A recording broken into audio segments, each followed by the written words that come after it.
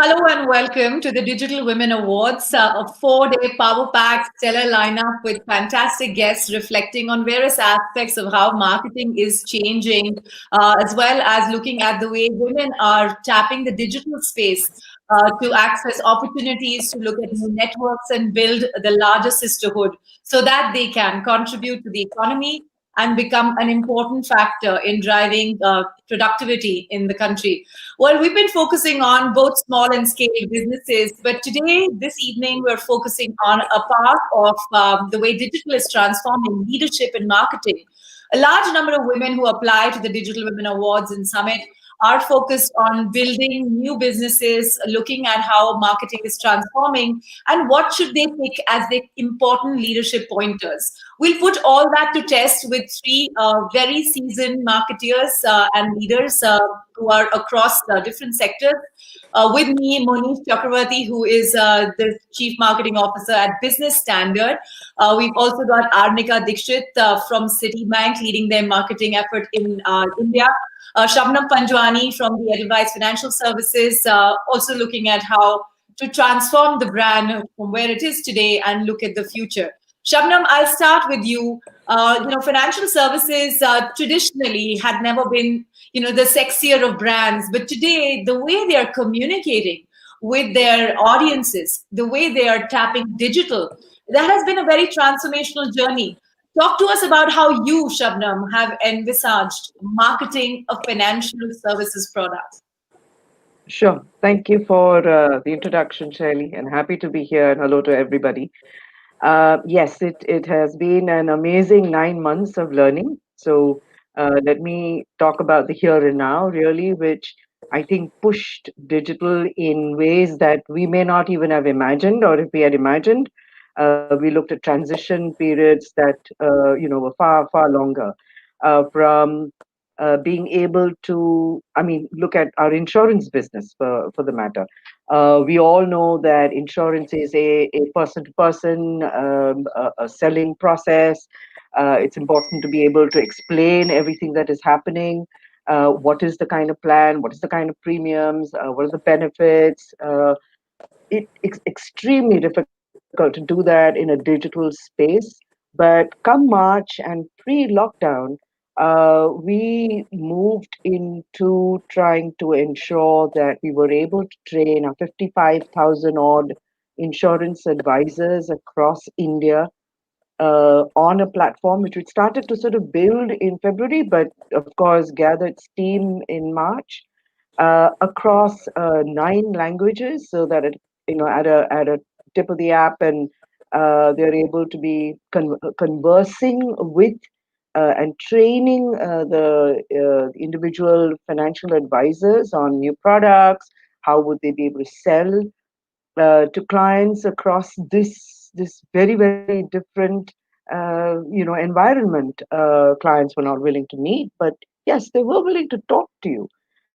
And to be able to do that in the language that is available to them, as we all know, I mean, India is, you and I are as much a tourist in a different state as a tourist outside of India entering into India is. And to be able to make it relevant and contextual to them and speak in their language and do all of that in 15 days, something that we had planned, which we thought we would probably complete by first quarter of FY22, that's next year. But we managed to do it in 3 weeks.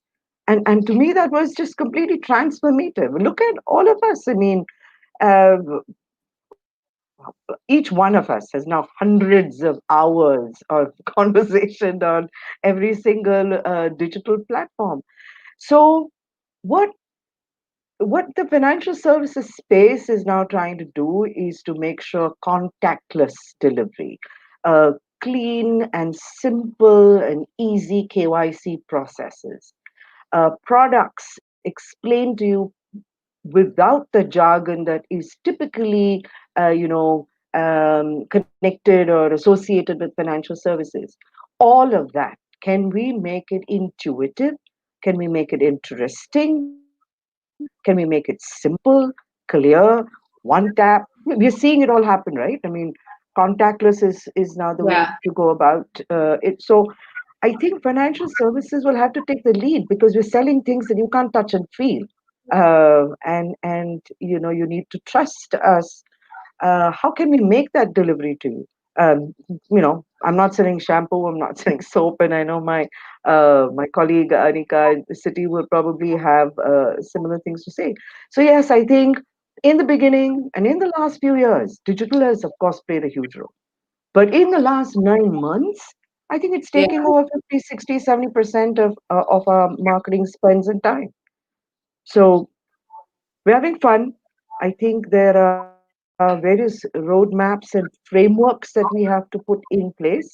But on to you, Shaili. I think there's so much that we have to discuss today. So let's take it in bits and So pieces. I wanted to just pick the same issue with Arnika because I find that it's really fascinating. As a marketer once told me, that listen, we were planning to do this for 2025, this kind of digital scale. We've done it in 5 months. Arnika, how have you reinforced the relationship with your customers in this period? So, I think every brand today was anyways on a path to digital journey, including us or anybody else. But I think it just got accelerated during the period.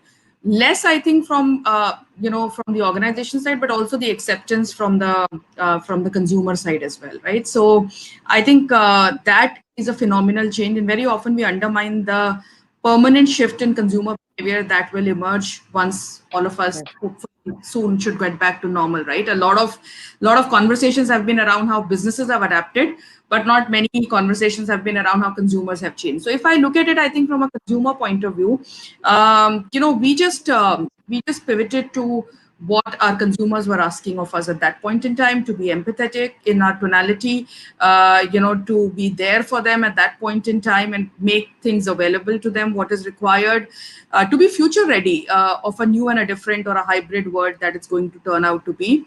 And I think that's what we necessarily did. But I think if I take the conversation a little bit more at a thought leadership level, I think few things have emerged out of this, not just for us, but for anybody looking at digital marketing. One that I think marketing has brought this, focus on digital has also brought a lot of focus on marketing to be commercial, because the all the digital spends are measurable. People, all marketeers need to know where the money is being spent, why it is being spent, what are the commercial metrics, and what are the returns that we are looking at. And I think that's a change we are also seeing in the way we approach marketing. I think the second trend I feel, which is looking at changing, which is for us as well, is that from a consumer point of view, we need to give a very connected, jointed, and integrated marketing experience, right? I mean, our consumers do not recognize lines. So ideally, we should not be online, offline, above the line, below the line. I think we really need to think and deliver experiences in marketing without delineation. And I think that has been the big thing. And one of the things which has become very interesting and important with all this acceleration is the use of data and understanding of tech. No marketer today can sit across, including us, to say that, okay, I am very good, in certain things, but I don't understand data, or, I don't understand the ad tech market profit. I think if you don't find these vectors exciting, valuable, and empowering, I don't think so you'll be able to make the connect with the audiences that, let's say, Shabnam was talking about. So I think those were the few things that I put on the table.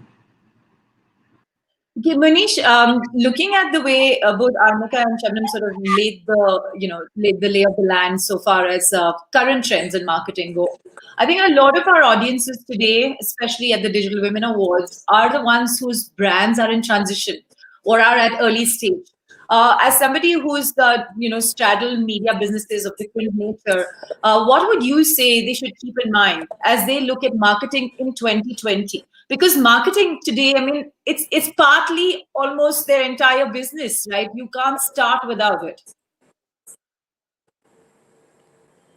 See, before we talk about marketing in 2020, and I understand brands are in transition right now, look at the last 10 years. The way we do things have changed.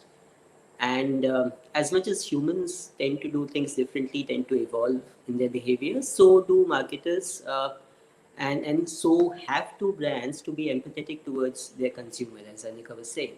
So even in the lockdown, even during the pandemic, the brands that adapted to the consumer's needs could do that pivot quickly, smoothly, have probably done better than the others. And I was talking about the last 10 years probably because when we talk of digital marketing, it's kind of really boomed, to use a cliche, in this period. I graduated in 2007. We didn't even have a subject on digital or social marketing in our course. And look at things now. And that's 13 years, okay? Look at Swiggy, Uber, Netflix, Amazon Prime, Zoom. We have survived the lockdown on these. How many of us were using it 5, 6 years ago? So these are changed paradigms. But when we talk of digital, since you mentioned the marketers whose brands are in transition and the younger lot, Shaili, it's important to just pull back and realize that digital is effectively a platform, a delivery mechanism. The fundamentals of marketing do not change. So you understand the consumer, you be relevant to them, you give them what they need at that moment of time, and times change. Uh, the digital transformation, talking about our industry or publishers, newspapers, even the other traditional media, let's say, what the pandemic has essentially done is maybe crunched a 5, 6 year transformation in a few months. It was given, or specifically talking about the print industry, it was given that the newspaper readership will be stagnating, whereas the digital readership will grow in leaps and bounds because there is a possibility to do that on digital. Now, what would have happened in the next 5 years for the newspaper has happened in the first 2, 3 months of the lockdown for us. We had already introduced premium content, a paywall. Our curated stories are behind the paywall, about 20% content. We introduced it in 2016, 2016, and we were the first in the industry to do that. Now, that showed a steady growth. Maintaining physical readership, newspaper readership, is a challenge for all English newspapers, honestly, all of them. During the lockdown, the first thing we did, and this is from Anika's point of being empathetic towards the consumer, we opened our paywall. We opened our paywall, made the entire digital content free for a month for anyone who came in. For a month, of course, because we can only afford the sampling bit. But it was received very warmly. We had people writing into us that, okay, we are not getting the newspaper at home. We aren't going to office. We used to read the paper in office. And now, because you've made it, you've opened the paywall, we can read all your articles for free. So that connect, a lot of brands have done that connect in the last few months. And that has furthered the recall or the perception that consumers have in their mind for them. To sustain it and where are things going, one needs to realize that these are unprecedented times. There is no precedence at all. And looking at Europe or US third waves or whatever they're calling, one doesn't know how long this is going to stay. So the agility, the adaptability with which any brand is taken to it will determine its future course properly. I think those are all good points. I think from the whole piece on measurability to keeping engagement and knowing when to pull out and pull in when it comes to brand relationships with audiences, I think these are important points. I'm going to shift gears and talk to you as marketers as to how you see the space of women and what are you doing in order to engage that size of an audience which has pretty much had very little history in your product journeys to be able to, let's say that the market is entirely discovered. So Shabnam, if I may come to you first, how are you at Edelweiss, keeping all your parameters in place, but yet trying to see how do we discover the large, vibrant market of women? Oh, you need to unmute. Yeah. Good that you asked, because we sort of started on this journey to get 50% of the audience that we all claim makes the decisions, but is not the target audience. And in itself, it's just also it helps if there are women marketers who are running the show and therefore pushing that agenda. And a couple of things actually where women were concerned. There are specific outreach programs and specific products that are created teams that have been trained to actually engage with women consumers. We found, for instance, and I'm again talking about the very current scenarios now, the jump in women users in the markets, in the stock markets, right? You're at home, you have the time. Things have become fairly easy, right? From various trading apps to tutorials and webinars, a dime a dozen to tell you exactly what to do. And if that's balanced with all the anxiety that came from maybe not having a job, losing a job, possibility of losing a job coming in the future, we found that the women were the fastest adopters of both the technology, signing up for webinars, and we've had enough. We keep on doing that on what are the investment trends, what are the things that you need to look at, what are the simple ABCs, and go right down. And I don't mean dumb it, but make sure it is Yeah. basic for everyone who's coming in, right? I mean, it's not to assume that the woman doesn't know. She knows her math and her commerce, and she's running the house. Yeah. But to remove the fear and the sense of risk that you're taking, just remove that. And that has been a series of webinars that we've done specifically for women to engage them into the habit of investment and savings. It is also a very natural thing for us to have done, because in these times you need to be seen to be responsive to that sense that savings is going to be my only way forward, right? So as we Yeah. again know, that's consumer behavior, that's how people are now, we're spending less, we're saving more, we're looking at investment vehicles. So tap into that, and do it without sounding opportunistic, of course, and make it informative, because I think in the first two phases of current unprecedented situations, Monish said, was really to help people to be seen to be responsive because there's fear and anxiety, then help people recover as they sort of start taking this life more or less for granted, have that kind of tonality in the messaging to women, because they are actually the most adept at Yeah. adapting, Yeah. Yeah. if I Okay. may put it that.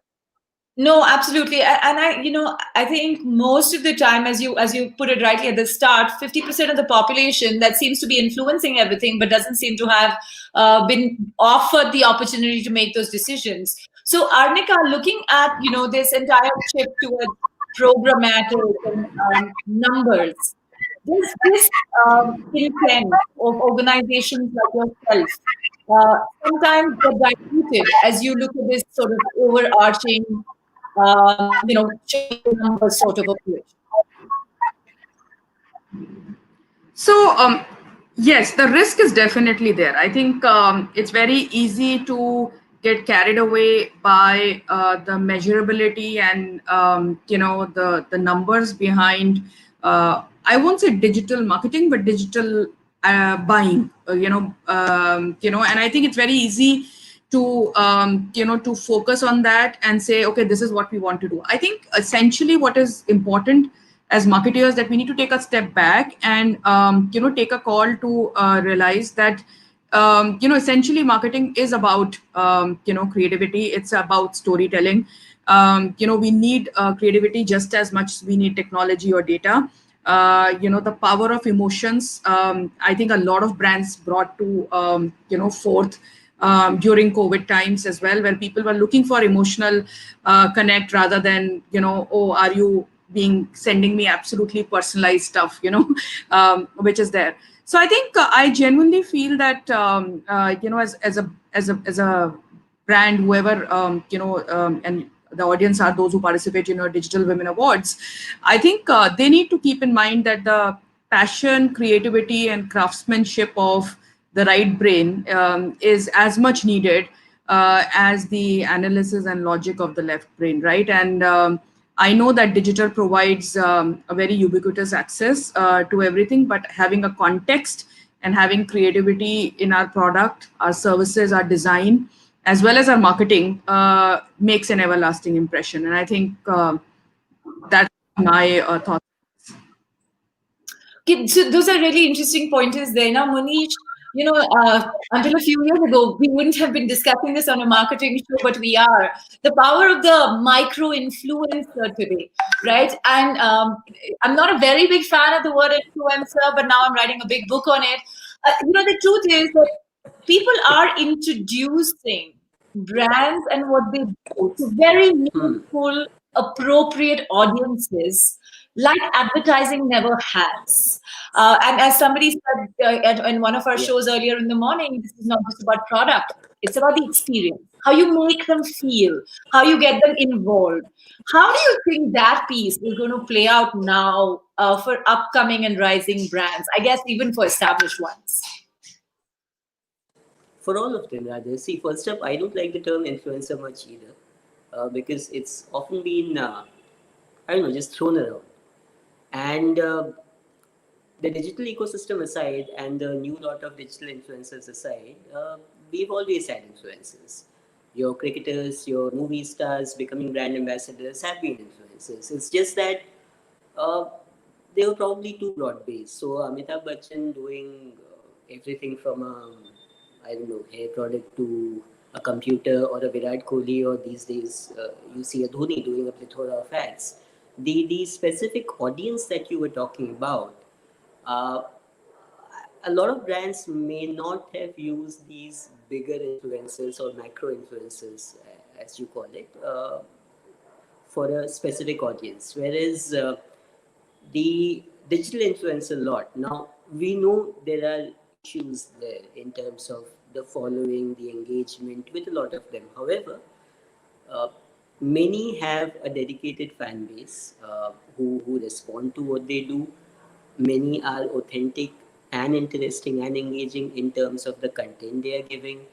So for a brand like us, let's say, for any brand which has consumers who are interested in financial or business information, maybe markets, an analyst or a equity expert or a mutual fund head who constantly, regularly tweets about things that are really relevant would be a good voice. So brands, I would say, need to identify who fits into their scheme of things, who is talking to the same set of consumers that the brand is doing, and also makes sense, also has relevant, engaging content. One also needs to figure the kind of price points these influencers come on at. I'm not going to talk about figures here, but a lot of digital influencers are severely overpaid. So for a marketer, the decision matrix comprises of all these things. And of course, the brand plugin needs to be soft. It needs to come seamlessly in the story that we are telling.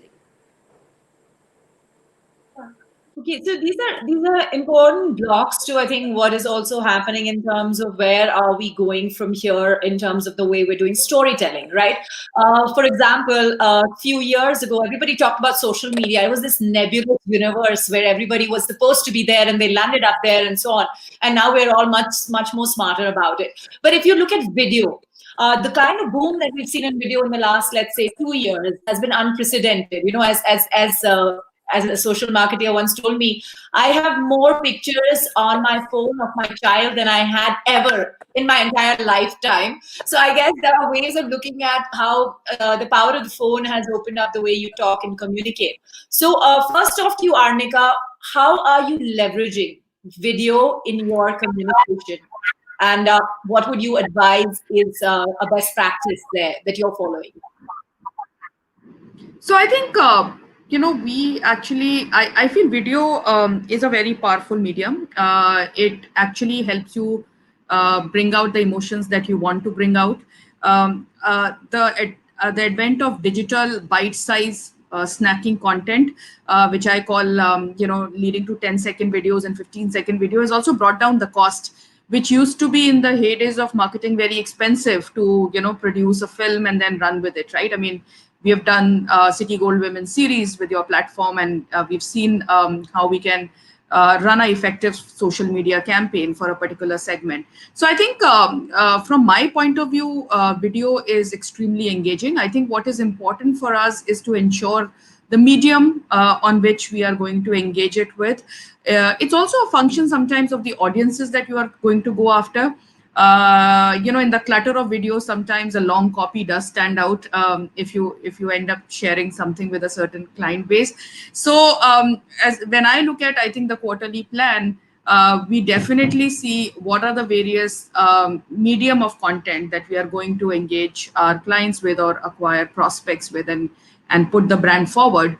So videos do take a lot of focus on that, but I would not discount some of the other ways in which you can actively engage. I think the only thing I feel, for example, which has also picked up besides videos these days, is that a lot of your content earlier was you were able to send only through emails, and just when email became a channel which people started ignoring, you started cutting down content on email and made it like as much as less as possible fitting your mobile device. But today you can actually create a direct marketing booklet PDF and yet circulate it through social channels, which can Yeah. be forwarded. So I think the I think your content needs to be basis what your consumers are consuming, but also a function of the channels through which you can reach them. And if you say that, okay, no, I will only go video, then I think after some point in time we all get tired, right? After all the forwards we receive and all the videos we receive. So I think a mix, marketing mix, the traditional marketing mix of content always holds true in any era. Sure. Let's talk numbers. Shabnam, how do you see the digital marketing spend space? I'm guessing that despite all kinds of marketing realignment, whatever is still sticking through is coming into the digital space. How do you view this trend, let's say, over the next 18 months? Um, I think there has possibly been a disproportionate move to digital in this time. I mean, I know, for example, for us across the group, I would imagine that 90%, 90, 80% of our spends have now moved completely to digital for various reasons. All the platforms are available to me. We are all only consuming it. It's completely device agnostic in any case.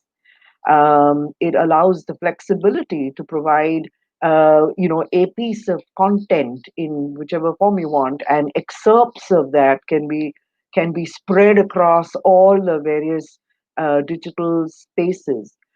It's easy to turn around.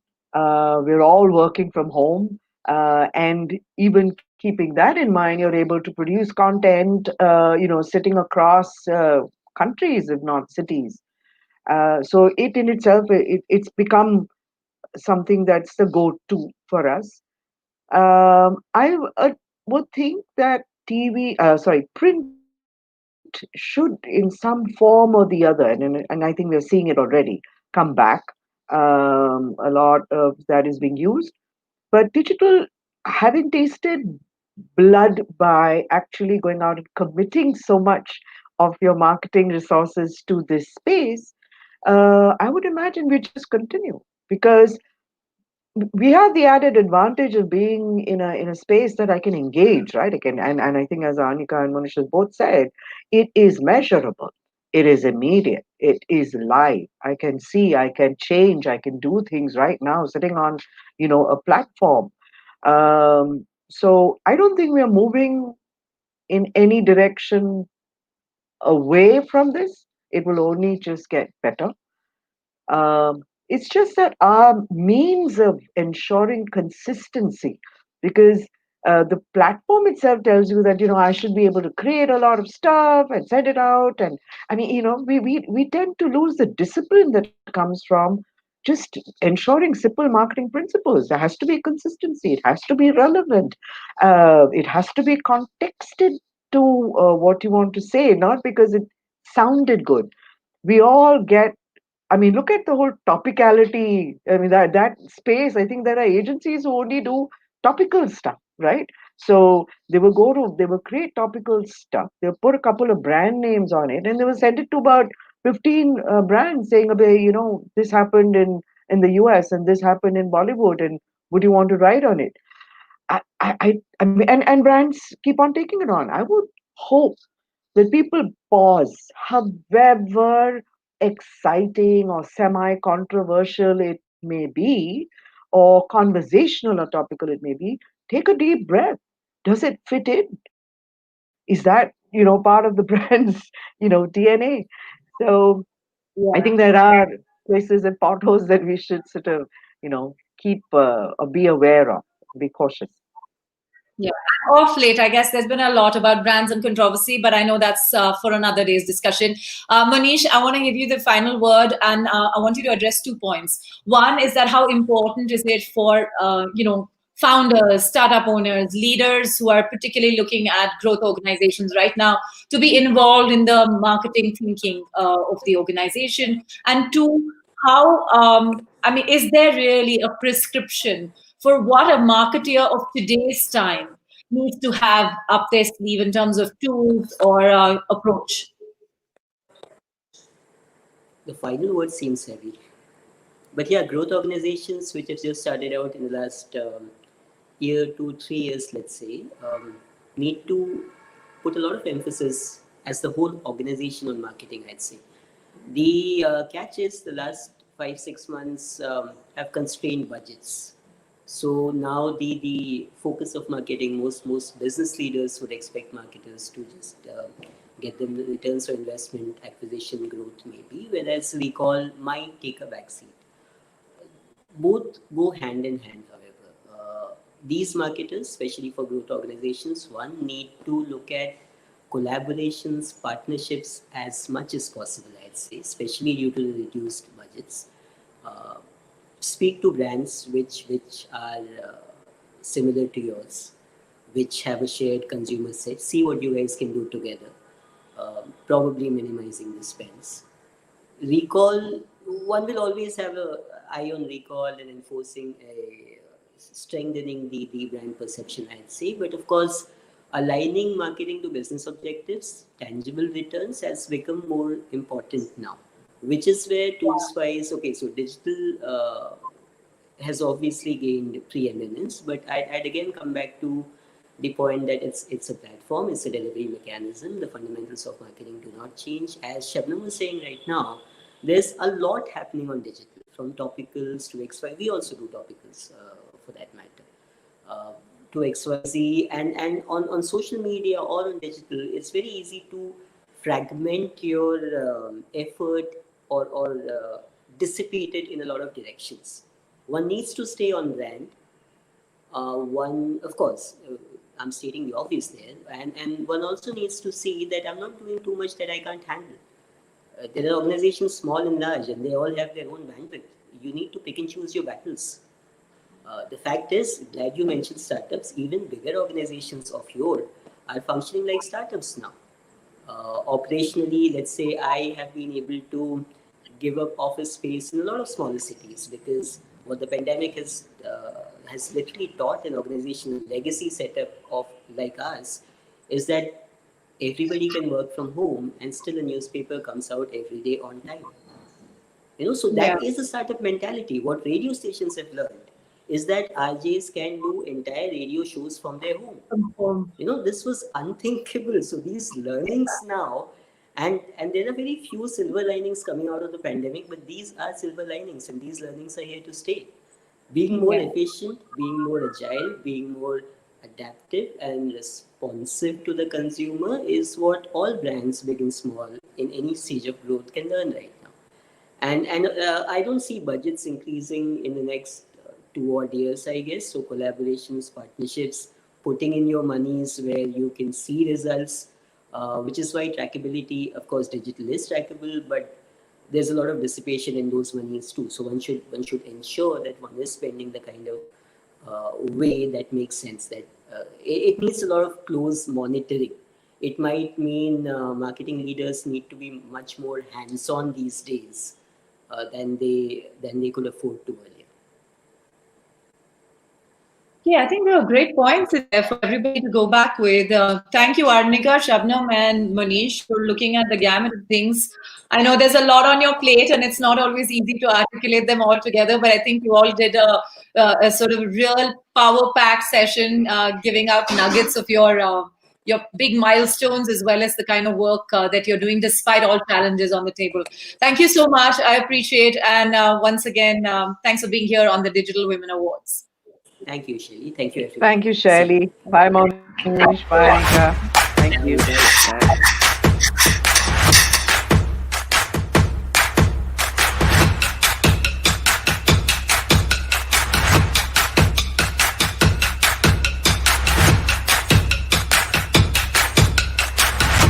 I think I was 13 when I started my first venture. हमेशा पता था कि कुछ अपने आप करना है और अपने बलबूते पे खड़ा होना है. 1400 viewers, you're actually making a social impact in a huge way.